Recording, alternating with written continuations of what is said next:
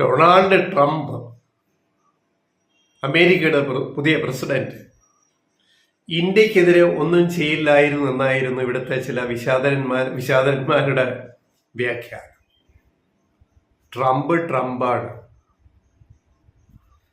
ഇന്ത്യയിലേക്ക് അമേരിക്കയിൽ നിന്ന് അനധികൃത കുടിയേറ്റക്കാരുടെ ആദ്യ വിമാനം അവിടുന്ന് പുറപ്പെട്ടു എന്നാണ് റിപ്പോർട്ടുകൾ ഇന്ത്യ ടുഡേ ഉൾപ്പെടെ റിപ്പോർട്ട് ചെയ്തിരിക്കുന്നത്. 11,000 ഇന്ത്യക്കാര് അനധികൃതമായിട്ട് അവിടെ താമസിക്കുന്നു എന്നാണ് ആദ്യ പട്ടിക.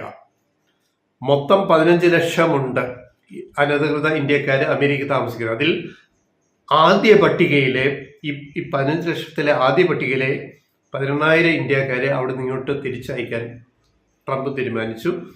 ആദ്യ വിമാനം അവിടുന്ന് പുറപ്പെട്ടു. സൈനിക വിമാനത്തിൽ ആദ്യ പട്ടികയിലെ ഇന്ത്യക്കാരെ തിരിച്ചിങ്ങോട്ട് അയച്ചു എന്നാണ് ഇപ്പോൾ വരുന്ന വാർത്തകൾ.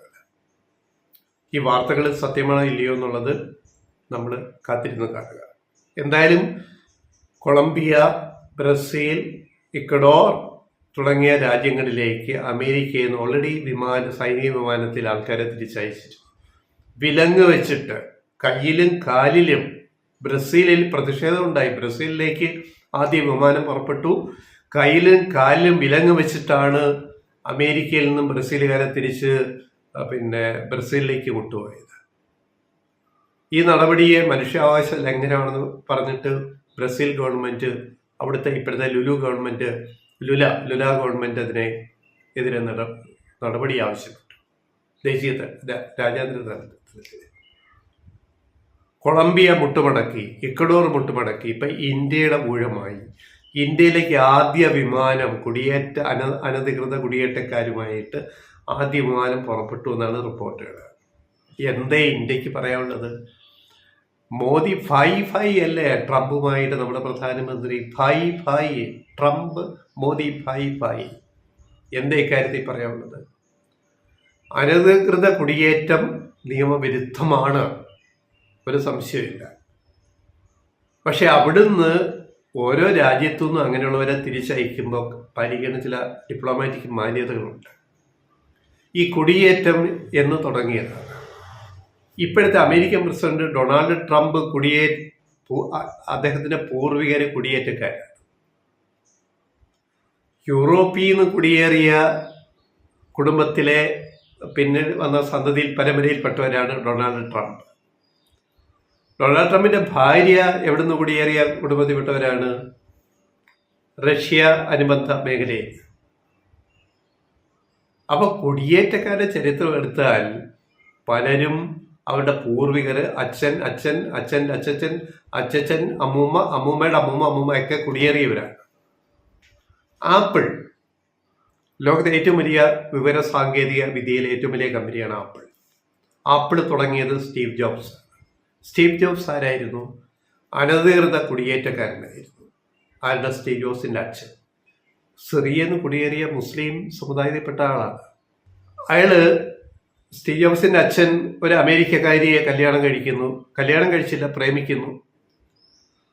അതിലുണ്ടായ കുട്ടി, കല്യാണം കഴിക്കാതുണ്ടായ കുട്ടിയാണ് സ്റ്റീവ് ജോബ്സ്, ആപ്പിളിന്റെ സ്ഥാപകൻ സ്റ്റീവ് ജോബ്സ്. ഇവർ തമ്മിൽ പിന്നെ സെപ്പറേറ്റ് ചെയ്തു. ആരെ?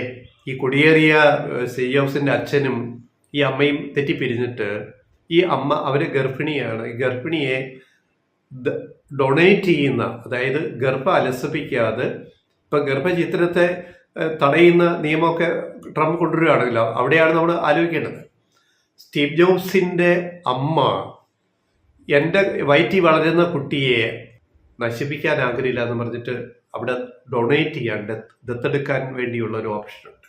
അങ്ങനെ ഇവര് പൂർണ്ണ ഗർഭിണി പോയിട്ട് ആ ദത്തെടുക്കൽ നിയമം ഒപ്പുവെച്ചിട്ട് എൻ്റെ മകനെ ദത്തെടുക്കാൻ സമ്മതിക്കുന്നു.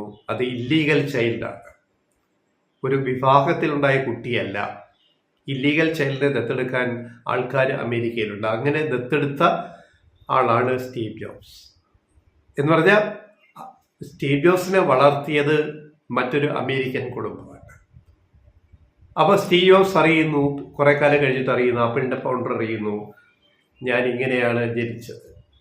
എൻ്റെ അമ്മയുണ്ട്, അച്ഛൻ അവിടുന്ന് പോയി. അമ്മയെ കാണാൻ ശ്രമിക്കുന്ന സ്റ്റീവ് ജോബ്സിന്റെ കഥ, അദ്ദേഹത്തിന്റെ ബയോഗ്രഫി വായിച്ചാൽ മനസ്സിലാവും.